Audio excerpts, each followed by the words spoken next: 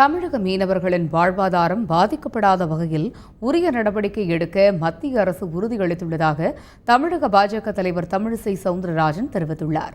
டெல்லி சென்றுள்ள தமிழக மீனவ பிரதிநிதிகள் குழு மத்திய வெளியுறவுத்துறை அமைச்சர் சுஷ்மா ஸ்வராஜை சந்தித்து பேசினர்.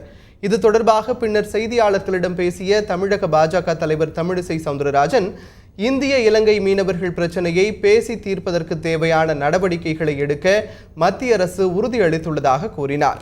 மேலும் தமிழக கடலோர மாவட்ட மீனவர்கள் ஆழ்கடலில் மீன் பிடிப்பதற்கு தேவையான நடவடிக்கைகள் எடுப்பதாகவும் மீனவர்களின் வாழ்வாதாரம் பாதிக்கா வகையிலான உதவிகள் செய்யப்படும் எனவும் மத்திய அரசு தெரிவித்துள்ளதாகவும் அவர் கூறியுள்ளார்.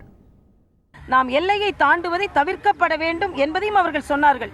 எல்லையை தாண்டும் பொழுது பாரம்பரிய முறைப்படி நீங்கள் எல்லையை தாண்டினால் அதற்கு எழுத்துப்பூர்வமாக கைது செய்யக்கூடாது, தடுக்கக்கூடாது என்ற நிலைப்பாடை எழுதியே தர முடியும் என்று சொன்னார்கள்.